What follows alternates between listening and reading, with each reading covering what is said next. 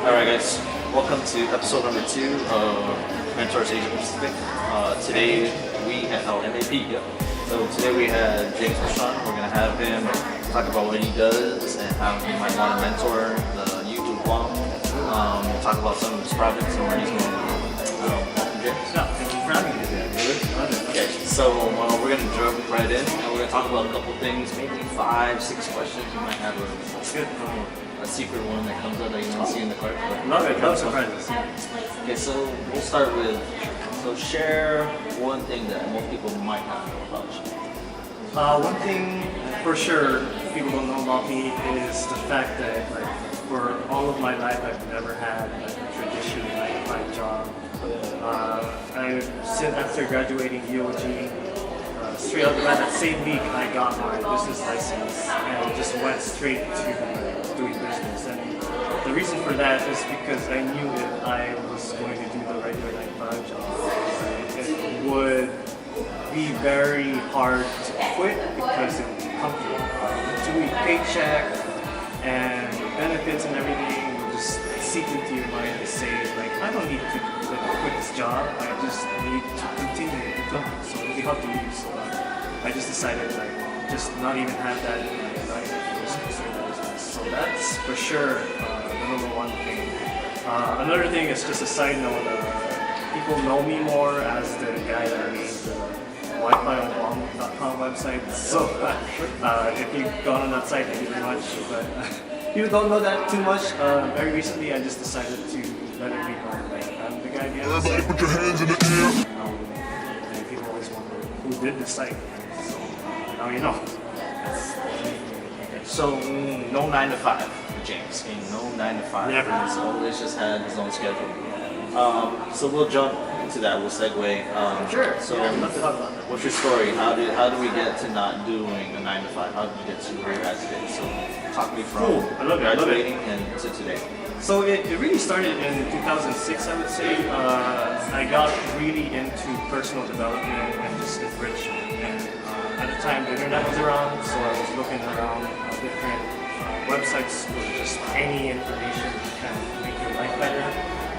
And I stumbled across a number of sites that just really changed my perspective of how life works, how you think about God, or the universe, or whatever you wish to call it. And so that put me on this journey of realizing that what you think is normal, like get a job, graduate, get a family, have kids, that traditional path that you've probably been exposed to isn't the only path, right? So I tried to venture into thinking, what would happen if I changed it up a bit, if I spiced my life up a bit by saying, okay, let me just do some stuff different. So that's how I decided, okay, what if I just don't have a job ever in my life? Because I want control of my own time. There are days where it's Monday and Wednesday and I just get to sleep in, right? That's amazing. And sometimes if you just do the traditional track, you only get to do that on weekends and holidays. So that was really fun. And that promise of just having my whole time to myself and my family was enough of an earmark to say, okay, I'm going to do this. So in 2009 when I graduated, I really had it in me with all the different concepts I've learned with this personal development track that it's going to be okay. You're not going to die, you're not going to run out of money, which is interesting. I'll get into that later, where you think you're gonna suffer and you're gonna have $0 in your bank account, but something strange happens when you're close to nil, where God and the universe seems to work out for some reason, and then you get what you need, right? When you need it. And I noticed that's a pattern. So that kind of ventures to say, with all of that intact, 2009 when I said I need to get my business license, there was no fear. I may have had maybe $2,000 in the bank, right? I'll just say that transparently. I had $2,000 in the bank, but I wasn't fearful for my life. I don't know what's gonna happen. Some people in their jobs now, they're quick to quit because once their income goes away, they're just scared, right? So I got to this point with the information I knew that you have to trust that it's a tag team thing between you and the higher sort of higher self. So I trusted in that, and it worked out. When I did my business license, right off the bat, clients seemed to happen into my life where I would just meet people and ask what I did. And at the time, I was a website developer. I was making software and apps, even for iOS when it first came out. Everyone was excited about that. So that's sort of how the universe works in weird ways where it just sort of works out. And it's hard to explain. Like, I'd love to explain more. If you're kind of in a teeter thought wondering if I decide to do an entrepreneurial journey, like, it's going to be hard, but that's only because you don't trust on a higher sort of thing. If you do, it's easy as heck. So that's why when I part with whoever's watching this, that's sort of how you transcend the fear, right? This fear is going to keep you kind of crippled unless you realize you're going to zoom out that it's not all about fear, it's just sort of trusting in something, and that's something will deliver on. It's a long-winded answer, but that's sort of my take on ethos and philosophy, but I can divulge into that. I think this one asked. Okay, so you talked a little bit about your business license, and you were doing a couple of odd jobs here and there. Yeah, so I can get into that if you want. Sure. So what really funky. Talk about some of those projects. So the thing is, I didn't have a job, right? So I had to kind of come up with ways to make income. So for me, I didn't come up with it. It just came as inspiration. So the first gig I had was doing online surveys, right? So I signed up for this website called surveysavvy.com. To this day, I still get emails giving me $10, $5 to answer questions, right? Of course, I stopped doing that years ago because it just became tedious. But at the time, when I got my first check for $12, I was laughing because I know the bank would like laugh at me, and I did. They ended up laughing at me because they're like, "It's the smallest check that they've ever seen cash." But to me, it was from the internet, right? The internet just sent me a check for $12, and I just completely got blown away because at that point I knew I didn't have to do the job anymore. I could just focus on the internet thing and just have it like support my lifestyle. So it started with surveys. Then another interesting thing I did next was I would buy domain names that are available, like .coms. Like one of my famous ones is ribbit.com, WRIBBIT.com. So I bought it for $9 on GoDaddy, and then it was such a good name. Like, I wanted to make an app and a game with it, but at some point I wanted to see what would happen if I sold it. Okay. So I sold it, and I sold for $3,000. Right? Wow. So can you imagine $12? I already got like a high out of just cashing that check. And when PayPal said I got $3,000 because someone bought my domain, I was like, oh my goodness, this is insane. And this was 2008, 2009, right? And this is sort of the time where .coms were really available. I challenge you to find the .com domains that are available now, that are really random. But that's just the beginning. After that, I did website templates. I did just websites for clients here, and then I did. Like right now, I'm trying to work on some online courses. It's just been progressive internet. And the thing about internet is you're not targeting just a local audience, like say Walmart, Philippines, or viewing this from the Asian Pacific region. You're targeting the entire world, really. When you put out your course or your website templates, my website templates, no one in Guam has bought it. It's people from Australia, Turkey, India, say that right? But like these other countries have just bought my templates. So again, this is like one of the best times to be on the internet to just make your career or whatever you want, or whatever you love to do that, it's possible. So I kind of went off tangent. I don't know if that's sort of how this question. You talked about a lot of things. Technically, you live online. You're living offline. Online. is at age, especially for the new generation, that they can tap into now, where technically they don't have to go to school per se, or they can go to school in a conventional manner, because education is where you can learn. It's not about a physical location. So we're talking about all your projects and everything like that. Of course, not everything worked out perfectly. So let's talk about what was the most difficult thing that you had to go through being the online domain. Oh, an online domain. Okay, so failures, there are a lot of them. So one I'll point out is after the domain name thing, which gave me one of the biggest surges of, wow, I can do so much more with this. I got very egocentric and stuff where like, wow, I'm the best in the world. But that mindset will take you down a path that will spiral you out of control. So let me explain. I tried to do something where there's this website where you come up with names for companies that are pitching their idea. You say, I want to make an app for such and such. And then it'll be crowdsourced, where all of us in the world will come up with names for them, right? And you would get $10,000 if your name's chosen. And so I was like, oh, I got this domain that I sold for $3,000. This should be easy, right? I failed miserably. Like every name got rejected that I would come up with. Like it just became this, oh wow, reality check. Maybe 20 entries in, I gave up. This is not something that's working out. Because the mindset was wrong.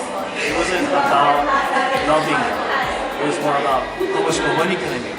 How much more money can I make? Right? So. And it's so ironic because I learned that when I was doing personal development training, where, hey, don't focus on the money at all, because the universe or God works in a way where, like, you have to focus somewhere else so that the money comes by surprise, right? And that's probably a clear way of saying it. Money wants to surprise you, I guess, where if you chase after it, just like anything, it'll run away, right? Chase a loved one, I don't know that first, but it's more about chase the cash, it will run away from you. But if you're just doing what you love and you don't care if it comes, that's the magic sauce. That's one failure, there's a lot more. Now how about let's talk about a failure that was not online. So something that happened in your life that you had a hard time coping with or dealing with. I guess it ventures into personal development, the reason why I got into it. This might be a touchy subject, so let me know. I was a creative captain, right? But I felt I needed to go on this journey to reassure and kind of reiterate to myself why I'm in this type of space. So I kind of stepped away from it, from my faith, and kind of went around trying to understand how the universe works, how life works.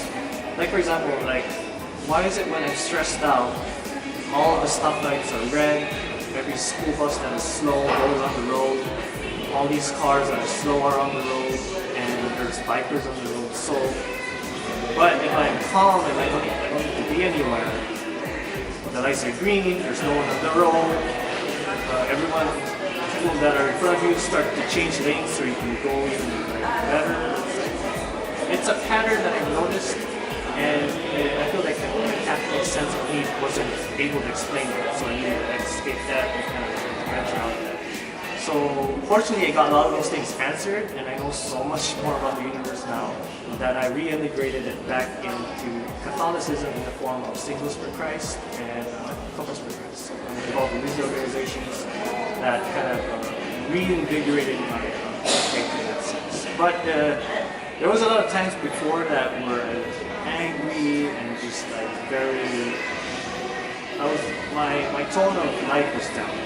My demeanor was down, I wasn't happy, which led to anger, and I realized that I don't want to continue this kind of track of just being angry all the time. I kind of wanted to get out of that mindset, so I sought information online. It's not me looking for this, I just got this inspiration to kind of search something on Google, and then the first result was what I needed. And then, just like on YouTube, when you watch one video and the related videos kind of keep you going, before you know it, 6 hours in, you've watched a ton of video. That's sort of what happened with me, with Wikipedia and articles. I went on that track, and out of that, I just really learned so many things that I want to read at some point in my life. Yeah. Okay, so from those difficult moments, were there mentors, or even along your professional path, were there mentors that inspired you? Who are these people that made a difference in who you are today? Oh, I'd love to answer this question. Well, so it's not mentor in the sense that they were physically present and I knew them. Again, it goes back to the sources I looked online. Whoever I got attracted to, for example, one of my favorite mentors, online mentors, I don't even know, he doesn't know I exist, but his name is Steve Pavlina, so he runs a blog, stevepavlina.com. I don't know if you can link this somewhere in the description maybe, but stevepavlina.com, he was a really good source of just kind of reframing the way I live my life. Another one was Neil Babauta, born and raised on Guam. He started a blog called Zen Habits, and he actually came here a few months ago to my talk, and I love that because it kind of got me introduced to university. So he's also, I didn't tell him he was my mentor, it's just more of like in my mind, but he helped me a lot. Other folks, I can't get into it this time just because of the nature of that information, but those are two mentors. And again, this is what I'm trying to say is mentors don't have to be physically present around you. It could be someone that you look up to. For example, this guy, you know, or someone on YouTube that you just watch all the time. It just gives you a lot of happiness. It gives you a sense of I can aspire to this, like a role model. Because of course, some celebrities these days aren't as a role model as you think, but a lot of people on YouTube are.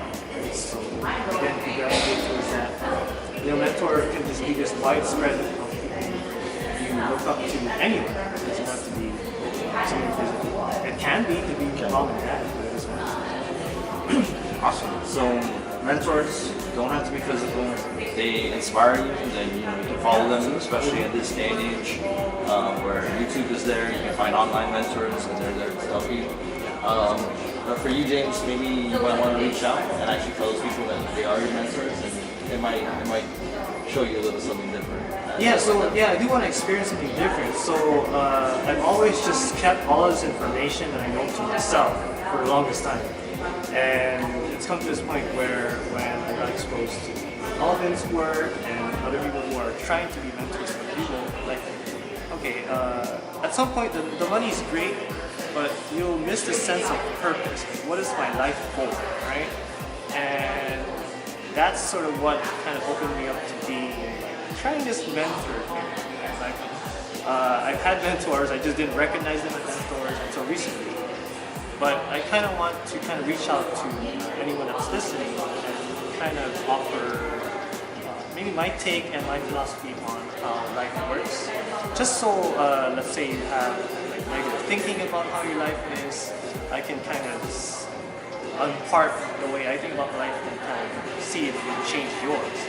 Because at the end of the day, what we tend to do in being a mentor to someone is kind of change someone's trajectory. If you're going down a path of very dark, and it's valid to be in that dark place, but at some point you're going to want to come out of there. I wasn't in a dark place before, but that's the fun. That's the fun of living life on hard mode, like I like to say. It's like playing a video game. You can play your life in easy mode, and you won't really have much like growing, right? Life is about growing. That's why we're put on this earth, is to grow. So I like to live my life on hard mode. So at that same token, if you kind of want to venture, if you think you're venturing into playing life on hard mode, you kind of need that assistance. You really love to be around and help you out. My background is, of course, on life, but I also do, I'm an IT professional, I guess you could say. I do software development, I do web development. So if you want to tinker with code, write HTML, CSS, there is such an enormity of abundance for software development jobs. in Silicon Valley, even here in the future, that if it's something you want to do as if you like math, or something, if you like logic, you like to code, even that I offer courses online even just to help you with code. Bottom line, anyway, we love to help you. So don't just listen to this, nod, or even laugh. Reach out to us. You can have our contact information somewhere on the internet, easily accessible. James Pasion is my handle everywhere. He'll spell it out. It's one S. Yeah, it's one S. But yes, I do want to reach out in this new way to kind of help mentor the youth, which is you all. So this is sort of my new take, my new leash on life. I am 32H. Yeah, we should edit that out, but no need to. Just kind of showed my age. But yes, I'm ready to do something different. I need to do something different. Yeah, thank you for. Also, James put it out there. He put a lot of nuggets of advice in there. So Yeah, there's a lot of extra requests. So instead of giving 3 pieces of advice anymore, let's take a look and let's make you think back. So I know I did this question with you when we talked a while back, but Really reach out. 10 years ago, 2008. Okay. Just think about where you were and what you were doing. So I think you were probably starting one of your projects. What's one of the biggest pieces of advice that you've given yourself? Ooh, that's a deep one. Let me think about that. So, biggest piece of advice, why did you start so late? I mean, I'll say that again because it sounds dramatic again. Why did you start so late? I'm at a point in my life where, like, if I shifted everything I started maybe 10 years ago, I probably would have been in a better place now than having to do it now and wait till like 40. You know, I guess there's a reason why I said that. It's because if you're just 19, 18, 20, like I envy you because you're at this point where you're really in a good position to make change happen and you have all this time. 10 years is a long time. And so when you reach 30, you'll have a better sense of fulfillment if you start now. And yeah, you might be in high school, you might be in high school. So it's something you don't need to start right away, but you have trinkets of it happening. Like, oh, maybe you get inspiration to Google your topic of interest. Do that for like 5 minutes, and that's it. Go back to your homework. Then maybe when you're being picked up by your parents and you're on your way home, just daydream about when you research, right? It's just little trinkets that'll add up, right? To the point where at some point you're gonna get inspired action. And that's the best time to do it. When you're forcing yourself to act, it's not good. Right? You notice that? I've done that so many times. But when you get this inspiration light bulb, then it's go time. So at this point, just Google things, watch YouTube videos on it, which is you're probably already doing. So now it's just more about tailored to your topic of interest. Okay, so if you like video games, like when I was young, it was always pitched to me that video games, don't get into that because it doesn't pay. Look now, you have people playing video games that are getting paid millions of dollars just to be on TV. Right? Things have changed so much, and you're in such a good place. Like, I would have probably become a gamer if I knew at this point that it would lead to sponsors, that I could just play my favorite video game all day. But you know, at that time when I was 2009, I had different options. But today you have so many options. Start now. Like, one thing I'll point out is the sort of future. Right? No one has really tapped into it, and that's voice and AR. So in that field, if you wanted to start Facebook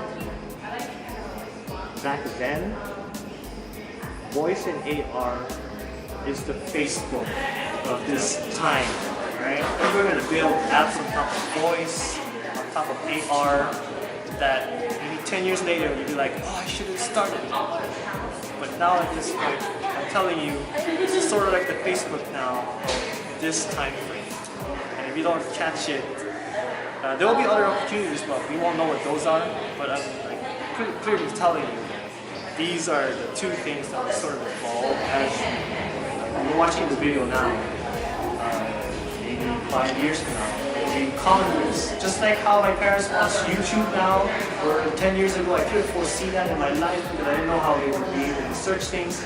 Little did I know that related videos would be how they go around YouTube. There's so many things. I envy you for being where you're at now. I wish I was 20 again, but I'm not. You are, so I'd love to see you kind of take what you learn from this and kind of do something. Whether it's software, whether it's being a YouTube celebrity. There's so many options. I love life. You should love life too. Life is supposed to be fun. Life's awesome. Life is awesome. Live life on hard mode though, because it's easy mode is why did you come? So fun that for sure. Alright guys, so we're gonna thank James. We had a good time. Oh, nice. Yeah. So next time you see him, we'll probably be at your school. Yes, don't be a stranger. Don't Look be a for him. stranger. But thank you very much for tuning in. This is the second episode of Mentors Asia Pacific. Stay tuned for more mentors to come. Thanks guys for tuning into Mentor Asia Pacific. Once again, I'm Alvin Sanga. Check out all our social media that's going to be linked down below. Stay tuned, more mentors are to come. We're going to be releasing a mentor every week. And please leave a comment down below for any mentors that you'd like to be featured on the channel. Any business professional, entrepreneur, or anybody that you believe is inspiring and can provide to be a mentor for the youth as well. Till next time, thank you very much. Sanga out.